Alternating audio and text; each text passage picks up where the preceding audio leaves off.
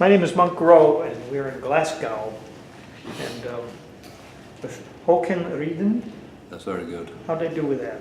Very good. In fact, much better than I'm used to, but I'm pretty flexible. I mean, You've probably it's got... often Hakan. Hakan. Hakan. But Håkan is in Swedish. Yeah. You've gotten a lot of variations on that, Yes, probably. yes. Oh, yes. Okay.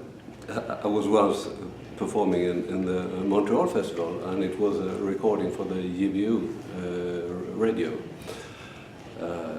And there was a guy who was going to introduce us, and he really wanted it correctly. So he spent a lot of time on our Swedish names, you know, and he was pretty nervous about it.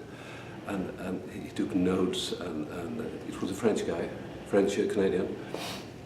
And when he came up to the stage, he said, on piano, Hakan Rydin. But that's fine with me. Yeah. Okay. Well, we're in Glasgow, and you're from Sweden, and I'm from America. And it says something about jazz. How's your feeling about coming to a place like this and playing for an international audience? Well, as you say, jazz is truly international, and maybe more now than ever before.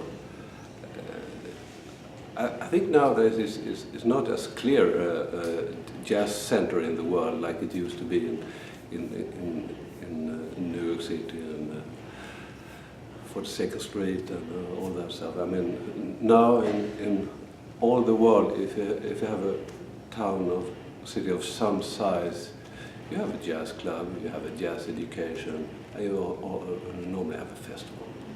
So it's and you have good musicians all over the world. So it's truly international. Did you ever have aspirations like some European musicians to relocate to New York City? Well, maybe when I was very young, but not really. When I was, let's say, 18, 20, of course, I did want to sound like an American musician. I think we all were. And I remember first time we went to Canada to perform at the festivals there at a pretty young age. In the reviews they said typically Scandinavian sound or European sound, and we were so sorry about that because we wanted to sound American. But things have changed. I'm 65 now, and I'm proud to sound Scandinavian. I'm proud to sound Swedish, and I try to do it in a way, even if it's international. But I play some Swedish folk music as well, and in jazz, in the jazz situation. There's a publication in my state, actually, called New York Cadence Magazine. They describe your playing as quiet but strong. Oh, I think that was very nice. Yeah. So, in Edmonton Journal, they said lyrical and cooking, and I was very happy with that. Because, okay. Yeah. Yeah, you got both ends of the spectrum, yes, sort of. yes. And if someone said that, I'm very happy. Yeah. What was the? I'm trying to remember the European label that recorded American musicians as well as European musicians, like. I think ECM. ECM. Keith Jarrett is there, for example. Right. Yeah, and many international great stuff. And they have a very special sound. I mean, among jazz musicians, you could talk about the ECM style. And it's typically European. I wouldn't say Keith Jarrett is too much into that, but well, he had a European group, as you know. But the ECM sound is typically Scandinavian, European. Possible to put that into words? Is it less bluesy? Yes, definitely less bluesy. I think affected by the classical music. It's a lot of space. It's often quite quiet. It's very clean in sound, very good sound. Quite a lot of even eighth, straight eighth. Not so much as you say. They very seldom play blues or something. Yeah. They very seldom play the blues. Oh, yeah. Okay. Yeah, it's like, Yeah. well, we got 5 minutes left on the session. Let's do a blues. Yes, That's less yes. likely to happen. Yes. Well, what steered you toward music in your youth? Pardon, what? What when you were young? Yes. How did music grab you? First of all, I've been playing piano all my life, so I have memories as a little child, playing by ear, children's songs. So, and play by ear. That's what I still do. My mother listened to jazz, Count Basie, Louis Armstrong, Ellington, those kind of things. So I got it by the record. I wouldn't say I liked it very much, but I got it natural. I started playing jazz when I was maybe 15, 16. Before that I had played some, well, I have also a kind of classical education, but I played some pop and rock and blues, but when I was 15 or 16, I just started playing jazz, and it just it came to me. I don't feel it like a decision. It was just the natural thing to do. So. Why wasn't it natural for you to play the Beatles? Because the Beatles came when I was a teenager. I mean, it was the big stuff. Sorry, I have to turn this off because it's sure, something is happening here. It's my son calling. We have to wait. Sorry. It's your agent with your next gig. Yes. Yeah, I wish it was. Yeah, right. No, but I think you mentioned, I was going to talk about this later, but I had the pleasure of hearing your trio yesterday. Yes. And I thought you mentioned something about the Beatles.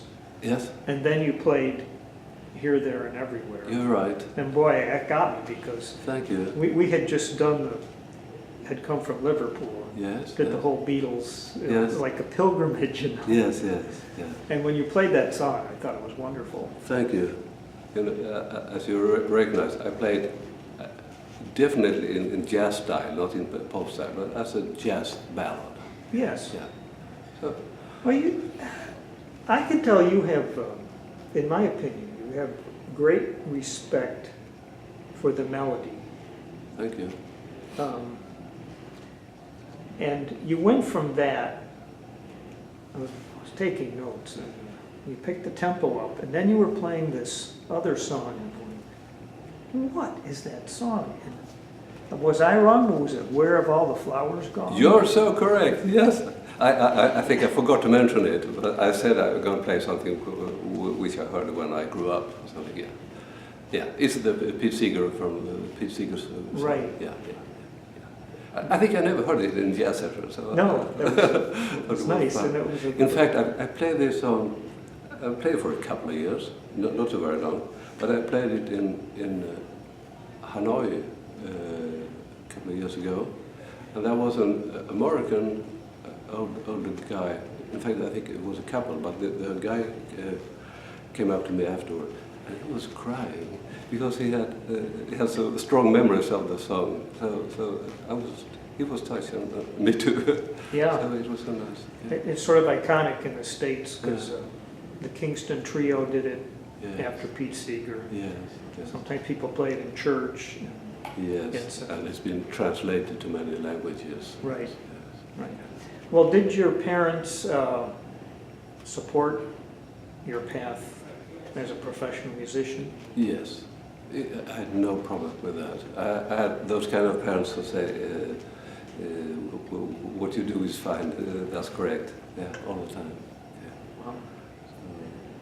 But to make it a little more complicated. When I was 18, 19, 20, and you decide what to do with your life. Of course, I had played jazz for so long, and I wanted to play jazz, but I also realized that if I was going to be a full-time jazz musician, I had to lead a very special life. Travel a lot, problems with the family life and things like that. And so I thought about the options of becoming a musical teacher. That didn't really interest me. Becoming classical music, no, that was not. Dance music was not my rock, was not my music. So I wanted to play jazz, but I studied at the university, other things. So when I studied for, let's say, 45 minutes by the books, 45 minutes by the piano. And that was a perfect combination, because I could do that forever until I was hungry, So, and I think I wouldn't have been a better musician if I skipped the university. And in the university, I did fine. I had a good grade, something like that. So it was a good combination. And then after 4 or 5 years, I got a call from the music academy in Malmö. Malmö is in the south of Sweden, where I live. And say, we are starting a new education. And this was in the mid-70s, pretty early. We're starting an education of jazz, jazz pedagogy, and improvisation pedagogy. Do you want to take part of that? Is that? Because I was, even at that time, established jazz musician in Sweden. So I was the first jazz student in Sweden. We were 4 of us, and we graduated a couple of years later. And after that, I got 1 student at the academy. A couple of years after that, I got 2 or 3 or 4, and then it went on. Well, did they have who was instructing you? Oh, we had the best instructors, because we took the musicians who came. Like Fillius, played a lot with Fillius, even after education. Mm-hmm. We had Don Cherry, for example. Fantastic musicians. Billy Hart, Horace Parlan, and so on. So they came to play at the local jazz club, and the school hired them for a day, and we could play and talk. It was a fantastic education. Yeah. Wow. Because of course there were the teachers, as you say, at that time. Right. We were the first teachers. Well, I think you just said we play and talk with them, and yes, talking with those people is very informative, I've found. Yes. The lives they led. Yes. And how what it brings to their music. Yes. Yes. Did you get into accompanying those visiting jazz musicians? Oh yes. Yeah. Oh yes. I was kind of the local trio, so I played with some nice musicians. For example, I played with Pepper Adams when he was there. That was very interesting. How so? Well, it was a musical challenge. It was nice. We met in the afternoon to rehearse what we thought, and I got his book. He was traveling by himself at that time. The book with the scores, with the music, and I opened it and looked at it, and it was written, D flat minor, in very big letters, very easy to write. 4 bars, Dassenio in red, things like that. Okay. So, and I said, oh, this looks very good, easy to write. So there will be no mistakes. That's the only time. Then he was very, very friendly, very laid back. As he said, there will be no mistakes. And then we went to dinner, and he was an extremely slow eater. You know, he was talking and talking and talking. It took 3 or 4 hours. So we had a dinner except rehearsal. So we never had a rehearsal. Wow. He knew the scores were perfect because he used them every night. Right. So he said there should be no mistakes. And was there a bass player and a drummer on board also? Yes. Yeah. So you were all reading from the same. Yes, of course I knew some of them because there also were some standards, but most of them I had to read. But he didn't pick very complicated songs. But still, I mean, he started every set with an extremely fast blues, played the 2 chords of melody, 2 chords of solo for everyone in the group, and also he finished every set with that fast Fillius blues. He was playing exclusively baritone sets. Only baritone, yes.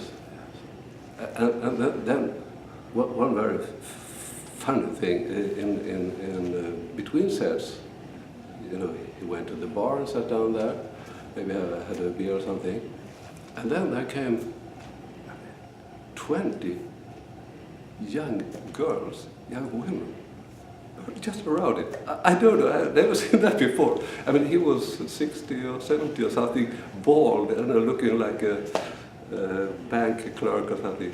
But the women liked him anyway. That was amazing. We were just sort of sitting looking. Maybe it was the fragrance of the saxophone or something. Yeah, it could be, I don't know. You weren't getting the 15 or 20 women around the piano? I was not. But I got a wife since 35 years, same wife. Did any of those fellows, Thad or Pepper, tell you something useful about accompaniment?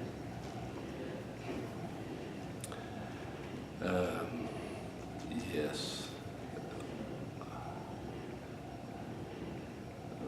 Playing with Thad Jones was in a way very special because he also didn't want to rehearse.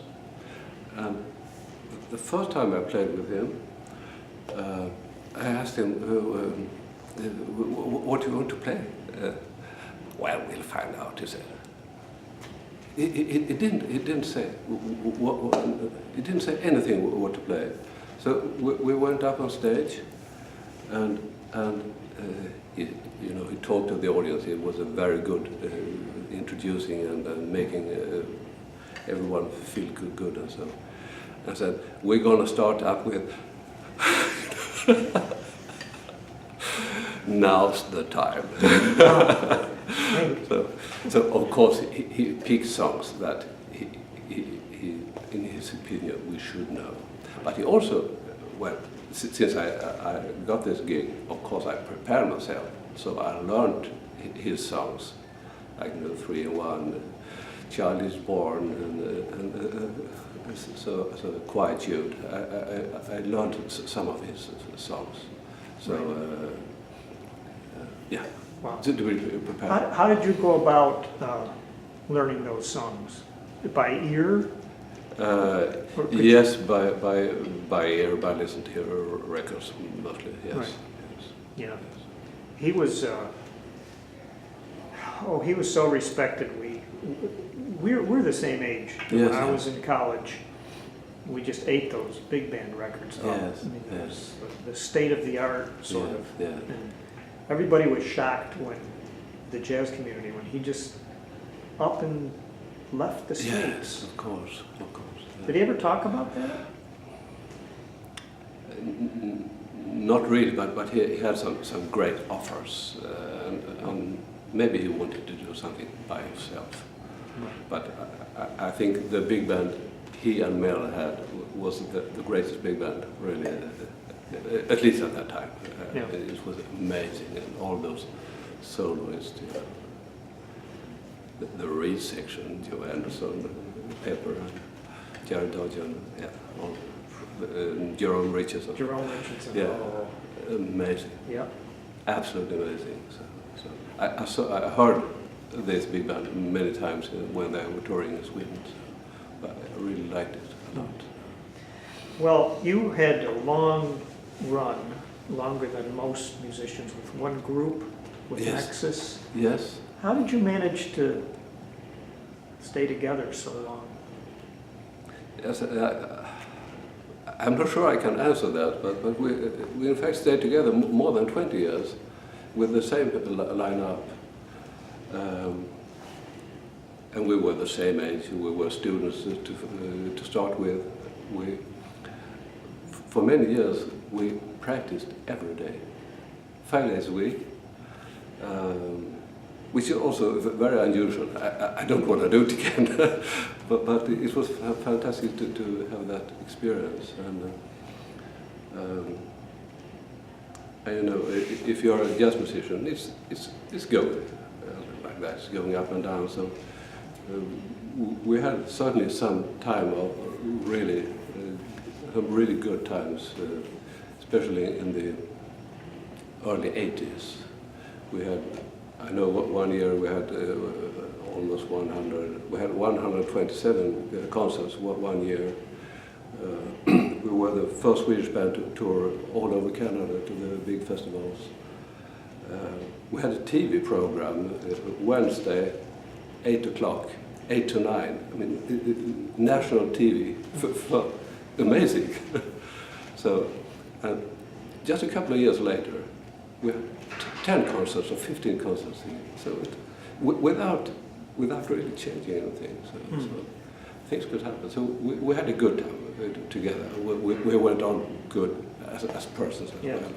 So, did you have an agency? no, not for short times, but it never works. So you were doing most of the business yourself? That's also a thing of being four guys, four persons. I mean, we have their special roles. I mean, I was much into the music, you know, writing scores and doing some composition.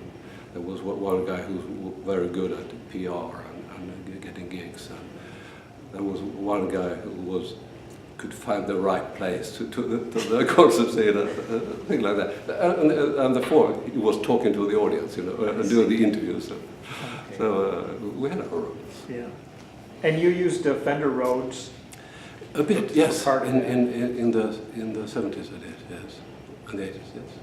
Right. And in fact, I like I still like the sound of it. It has terrible mechanics. It's not so nice to play on, but I do like the sound. And if I was Herbie Hancock and someone other brought it for me, I could still. But it's, I mean, bringing this heavy to a gig. And you're like that, and then you should play, and then afterwards you have to take it home. Yeah. No, so I got tired of it. So after I think 25 years, I sold it, and I got more money selling it than I bought it in the early 70s. Yes, it become a classic. Yeah, yeah. Did you have the suitcase model or the 88? No, I had the 73 suitcase. Yeah. The first thing I did, I put wheels on it, so that indoors I can use. And I put metal all over so that it didn't, well, in the corners I had metal, aluminium, yeah. Yeah. And did you learn how to tune it yourself? Yes, you had to, yes, you're right. Yeah. And you can do a lot with the sound, with how to put the microphones next to the, you get different sounds if it's like that or if it's like that, or if, I mean, so you can do a lot. You can also change the mechanics a little, but it's still not very good mechanics. So. Well, let's suppose I had a budget to commission you to write a new piece. Yes. For a quartet. Yes. How do you go about that? Is there a composing process that you do? Well, first I will ask for the deadline, because that's what we work for. I think almost every composer radio, they end up last day.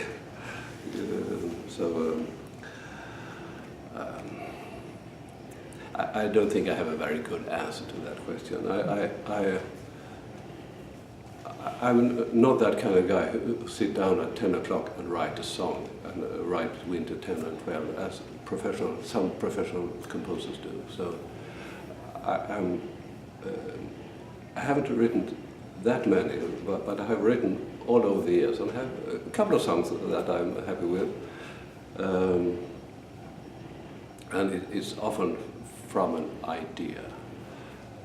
You get an idea, and you can get it anytime, anywhere. And it could be a melody, it could be a chord progression, it could be a rhythm, it could be a character or something, or yeah, you get an idea and then you work it out. And, if it's often the best songs are quickly written, but you can always edit it. In fact, you might notice I played a new song yesterday, and I wrote it, I think, about a month ago. And it was like that. I got an idea. I got it almost ready, but the last 4 bars I had trouble with. So I learned that you should always complete it, because all musicians have lots of ideas lying over there, not completed. So I completed it, but I wasn't happy with it. I rewrote it after a week. I rewrote it 3 times until I just found out, and then I have changed it, of course. So I will not change. I will not change it now. But it took some time. But in your own music, of course, you're free to edit it if you get a better idea. And it could be sometimes very small things. In this case, it was pretty small things. I just found out that it was easier to have another section to do the improvisation on, because the melody was pretty long, and it was too long to improvise on. So I took parts of it to improvise on, for example, and I did, as I said, I did a little edit on the ending. I found a new ending. Sometimes it's hard to know when to stop with something. Yes. Just leave it. Yes. I was trying to determine if the fellows you were playing with, how long you've been playing with them. Yes, that's very easy to answer. We met 1.5 hours before, and we had 30 minutes of rehearsal. Okay. But I sent the music to them by email in advance. They did a good job. And at one point, I can't recall the song, but you were playing, and you looked up at the bass player, and he was looking at you. Yes. And the whole band went up a step. Yeah. Right? Those amazing moments. I mean, that's why it's so nice to play music, isn't it? Because it's another kind of communication. It's very direct. It's like that. I mean, we can talk and we can communicate pretty good, I hope.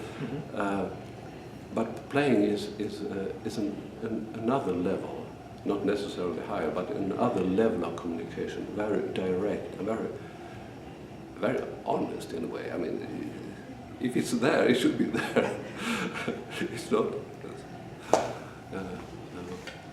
Let me run a couple names by you, see if they mean anything. Ramsey Lewis? Not so very much. Okay. Well, of course I heard him. Right. That's a great piano player. Yeah. McCoy Tyner? Definitely, okay, definitely. Again, when I was at that age when you think about how you want to play, I had four musicians at the generation of McCoy. It was Herbie Hancock, it was McCoy Tyner, it was Chick Corea, and it was Keith Jarrett. And then, of course, there's always Bill Evans. But I wanted to mix those 4 guys. I don't know if I succeeded, but that was kind of deliberate.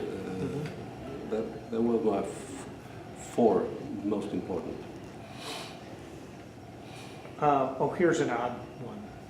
Bent Fabric. No. Okay. No. He was actually a Danish guy. Yes. He had that piano hit, the Alley Cat. Okay. And I thought, might have gotten into your consciousness. What about Georgie Fame? I played with him. Yeah. They always include it on your Yeah. So he's very easy to play with. He also got easy scores to read. I remember the first time, we haven't played that much, but we played it a couple of times. We made a tour. But, the first time I played with him, we were supposed to do a radio recording, and at the same time, a whole night at the jazz club, 3 sets or something like that. So we rehearsed. We rehearsed in the afternoon, and it was also 2 horns. So we got some arrangements, and it was, a lot of things. A whole night of music. It was a lot of things to read. And then there was one song, how was the name? On a Misty Night.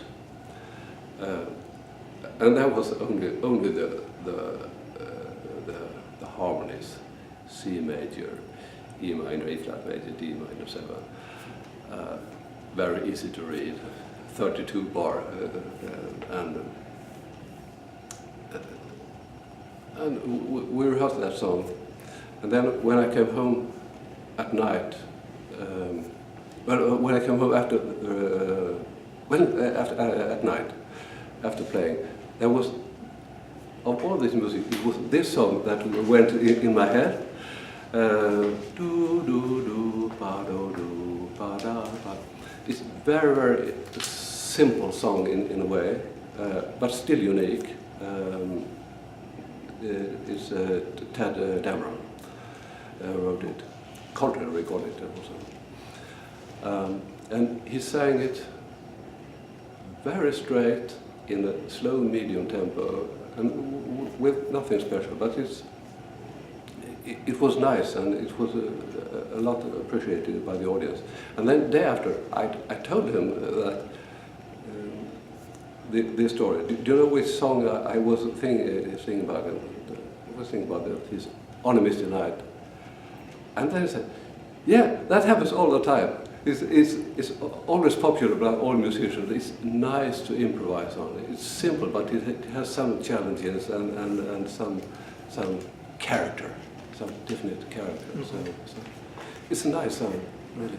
I'll have to check it out. Yeah. I didn't even know he did that kind of music. Yeah. Yeah, we're mostly familiar with a couple of his hits. Yeah, but he did a lot of jazz and did a lot of vocalists, like the John Henry things. John Hendricks. Yeah. One of my favorites. Yeah, me too. Yeah. And you spent some years accompanying Kim Parker. Yes, I did. We played, I think, almost 15 years, Wow. off and on. Of course, not all the time, Yeah. but off and on. So, and I still have contact with him. I also got to know her fantastic mother, Chan Parker, the wife of a bird. So, for example, we went to her home she lived outside Paris, in a 200-year-old house or something, and at the bottom floor, it was just one big room. You had the kitchen, you had where you eat, you had the living room, and you had the music department. So you kind of, in the day, you did like that, And on the walls, there were best alto saxophone player, 47, 48 from the Downbeat Award, for Bird. And there was a big painting that Bird did. Maybe you know, he was also a great painter, painting in oil. And it was a painting he did in the late 40s, a big painting. It looks exactly like Kim Parker when she's 25 or 30. It's amazing. You can't explain it. It's like a portrait. Wow. But he did it when Kim was 2 years old. I wonder if Chan Yes. was able to live off any of Charlie Parker's estate, or if there was such a thing. To some extent, but they very seldom got anything from the record companies because the board didn't have that kind of agreement. It had cash payment, things like that. Mm-hmm. No contracts. They got a lot of money from Clint Eastwood when they made the film. Clint was very nice to the family, helping them and inviting them for the premiere and talking to them in the production. So he did a good job.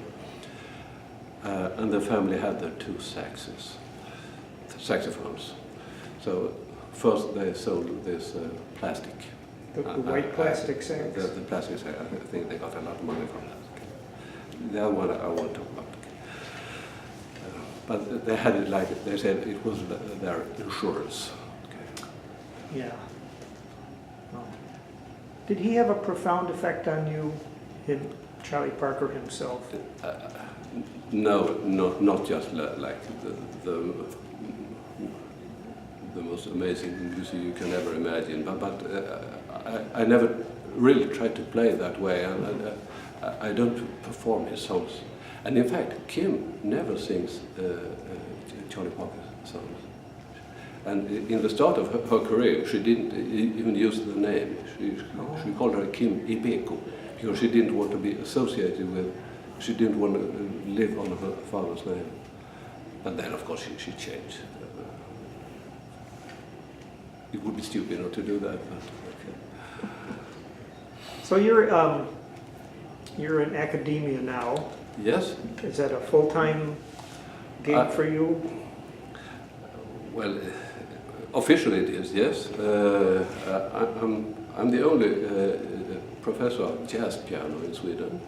I was appointed 3 years ago, which I'm very happy about. It meant more freedom, it meant much less education. So I think I'm a better teacher now because I can prepare more. I can take it in a slower tempo. I can have some space between students. And as I said, not so much teaching. And more money. So it's, I'm really happy about it. How? It also means that I can come here and I can play here. Yeah, you have some freedom in your schedule. Yes. Do the students that come to you now know more than they used to? Well, I think it differs very, very much between individuals. For example, their knowledge of history differs. Some know everything, and some know nothing. Some don't know who Oscar Peterson is, and some know more than me about history, and they can pick from a record. So it's a big difference, and I don't think it's changed so much over the years. I mean, they're good. They're really good. Do you like the fact that everything's available to them through the internet and so forth? Well, I think, of course, you can't fight it, but it's when I learned jazz, as I said, I learned it from the records, or by listening, or in some part by playing with people. So I have transcribed so many songs. In the group Nexus, for example, I did the chords and the saxophone player did the melody. So when there was a way shorter album or something, we did, and it could take 2 months to take out those strange chords. Now you got it in paper and you got it on the internet. So the situation is, of course, totally different. Mm-hmm. I got to practice my ear, and of course, it's good to have done that. But I mean, you can't change evolution. Didn't you write a book about playing by ear? Yes, in fact, 2. Okay. Yes, I did. Yeah. Play piano by ear, but in Swedish, so it's in Swedish. Okay. Yeah. What I also have done, which I'm happy to be doing, is I've been working quite a lot in Hanoi in Vietnam, helping them to build their jazz education. And now they have a jazz education with lots of students, lots of piano players, and in fact I'm going there again next week, but I've been there I think 8 or 9 times, and I've been working like a month at a time at the academy, teaching and working with the administration how to build an education and teaching the teachers and things like that, and playing, performing. So I got a lot of friends there, and I've performed there quite a lot. So it's, what language do you communicate in? English, of course, but I have to have a translator most of the time because not all of them know English. So it takes a little time. It takes double time. Well, let's suppose I had a grandson who was 15 Yes. and really wanted to be a jazz musician. Yes. And I sent him to you Yes. for some advice. You would be so much welcome. What I do, I do a lot of playing together. In my room at the school, I have 2 good Steinway grand pianos, so we play a lot together. I teach a lot by ear. I teach songs by ear. Takes a little longer time, but you reach some other things that you don't reach when you learn it by paper. So that's what I do a lot. Do you think students today need to have other skills than the jazz musician of the 1950s? Well, they have to have knowledge about society. Maybe you needed that at that time, but I mean, how to get a gig, how to write a contract, and things like that.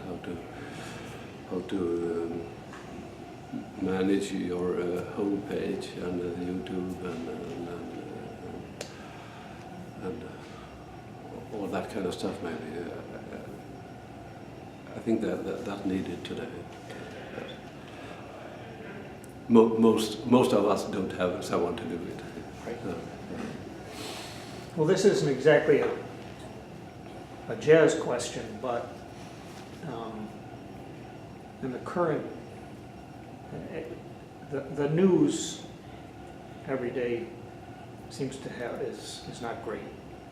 And Yeah, you're right. we don't usually hear Sweden and Scandinavian countries mentioned with all this, some of these horrible things that are going on. Yes. Is there a reason for that? Well, I think anyway we used to have a very good society in Sweden. We got, as everyone knows, very high taxes, but we get a lot of things from our high taxes. We got free health care, we got free education. Even the university is free for everyone. So we got a lot of things back from our taxes. I think as of today, countries go more than the same. Sweden is more like other countries now than it used to be. Good and bad, I guess. Good and bad. Yeah. Okay. Basically, I think it's a good society to live in. Good country to live in. Mm-hmm. And it's, do you play much in Sweden, or do you mostly? No, I play, in fact, more abroad than I do in Sweden. Yeah. I did, last hours I did one concert in Malmö, and that was, I played solo piano. So, but I very seldom play at our local jazz club. So, yeah. Sorry to say, I don't know why. What's your favorite format to play?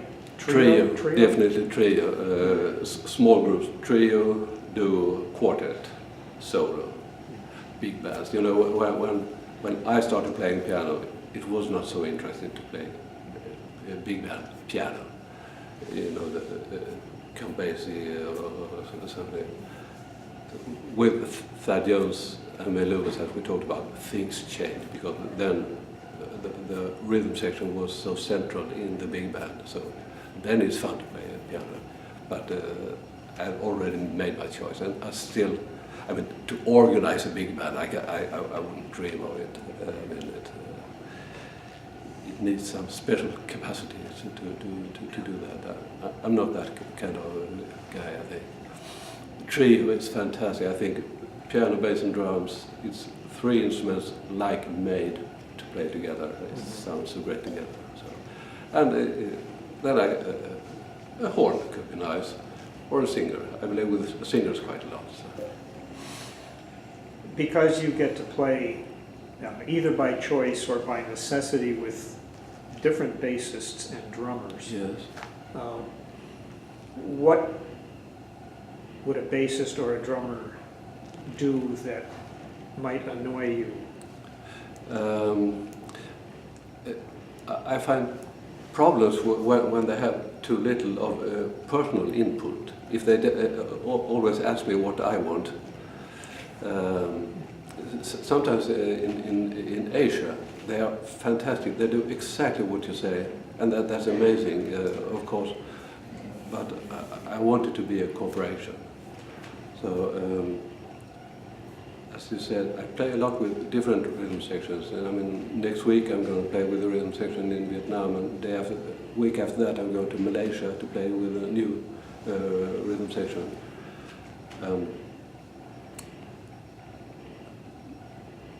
My way of doing it is I try not to tell people too much what to do.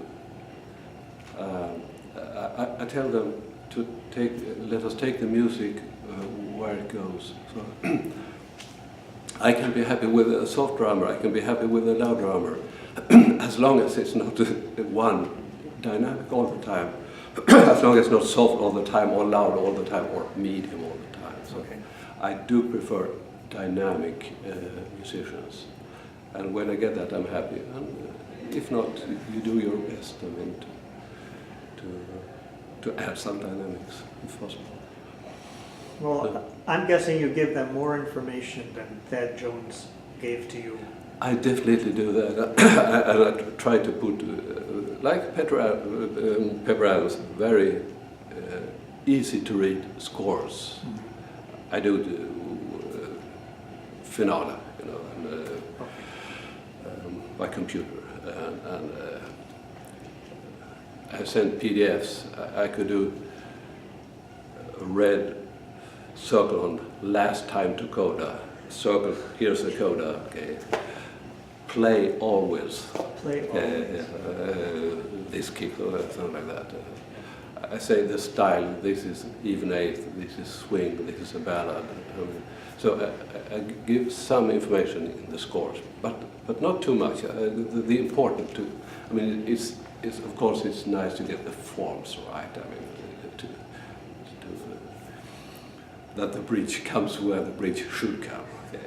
That's I mean, the basic. But apart from that, it could be very different from night to night, and it could be different from rhythm section to rhythm section. Some songs I change. Some songs I can change tempo and character from day to day. Some songs I play more the same all the time. Was the drummer reading the same chart as the bass player yesterday? Yes.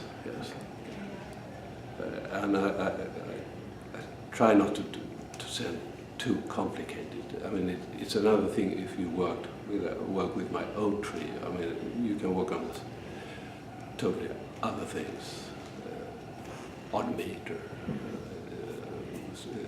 other kind of arrangements. But I don't want to make it too complicated.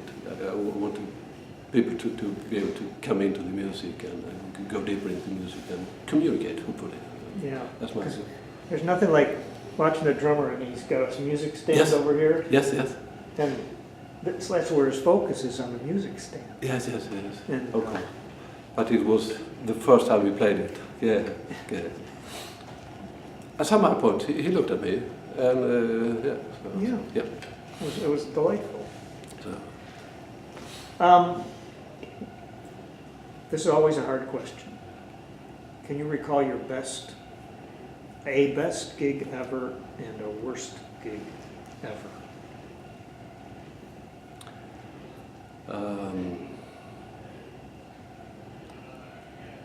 Well, there are some gigs that you certainly remember.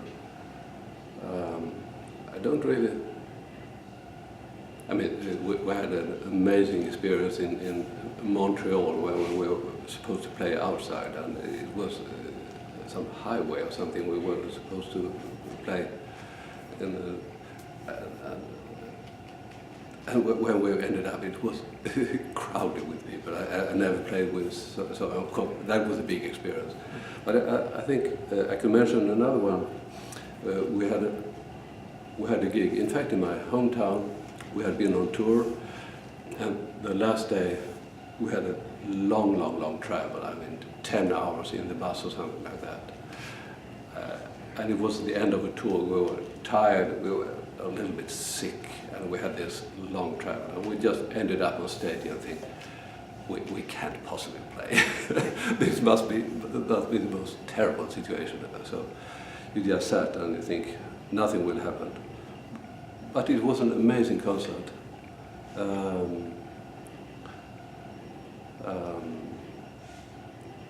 One of the best we did.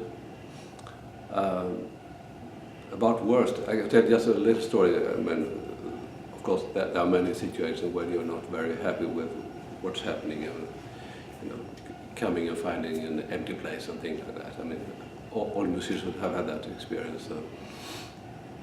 But maybe I can tell you about the last concert with Nexus, when we decided to finish the group after a little more than 20 years. At that point, of course, everyone really wanted to do their best to have a good memory at ending. And in a way, I think it was a very concentrated concert. Very few mistakes and many things happening. And then we had an encore, and then we played I don't know the English word, the theme of the group, or what do you call it, a song you always play that is connected to you. Okay. Mm-hmm. So this was a song we always played, and I played forever. And we made a mistake on that song. Because we all realized everything was a big success, and the song we could play in our sleep, and we kind of fucked it up a little bit. Yeah. And that was very embarrassing, of course. I still remember that feeling. Yeah. Wow. So, some mistakes of communication. Right. Yeah. I see. So that was your last number. Yeah, in a way it was. In a way, yeah. Oh, sort of inevitable, I guess. Yeah. Any Swedish musicians that you particularly took note of? Yes, I would mention one specifically. Of course, there are many. There's Lars Gullin, and he was a little bit famous even in the States. He was on the downbeat list. What he did in the 50s and 60s, he was influenced by the Nordic classical music. And maybe that's not so very unique, especially not later, but he wrote songs inspired of that music, but he made it into genuine jazz. Songs that were nice to play on, nice to improvise on. He really was a great composer, fantastic musician, I would say. Yeah. A little bit of tragic life, I'm sorry to say, but some great songs he wrote, and at least in his early days, he was a very melodic saxophone player, and maybe in style of Stan Getz or not really, but very, very melodic. Right, beautiful baritone. Very beautiful, yeah. I wonder why the jazz life is connected sometimes to abuse of narcotics and alcohol and all that. It's unfortunate. Yeah. Well, I don't know so much about it. I think times have changed also. When I started to play, it was in my generation quite a lot the opposite. You were supposed to be a vegetarian and drink water and green tea, things like that. So I never drink anything before I play, but it doesn't work on me. It could work on some other people. I mean, it's an individual choice. I don't play that good. I think I get clumsy and not in control. I can enjoy a beer after the concert, surely. What's that? Okay, here's a very easy question to wrap up with. What do you think about when you improvise? Yes, very easy. How many hours do we have?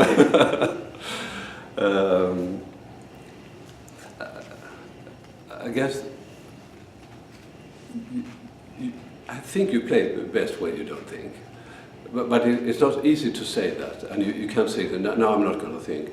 But if you, there's some state of mind, some feeling that every jazz musician know when you have flow, when things are happening, and you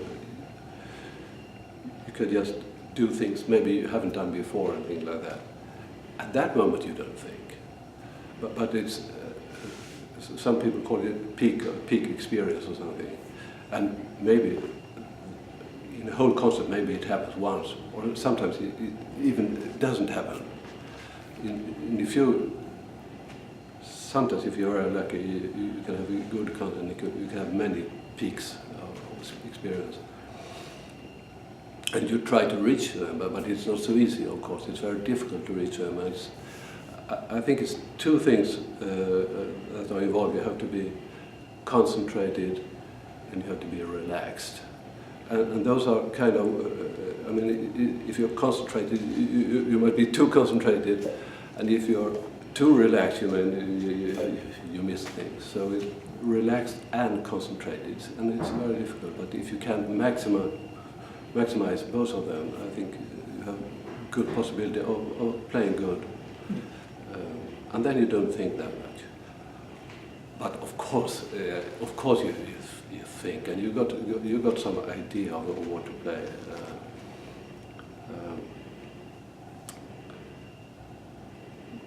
I can get influenced by what's happening before.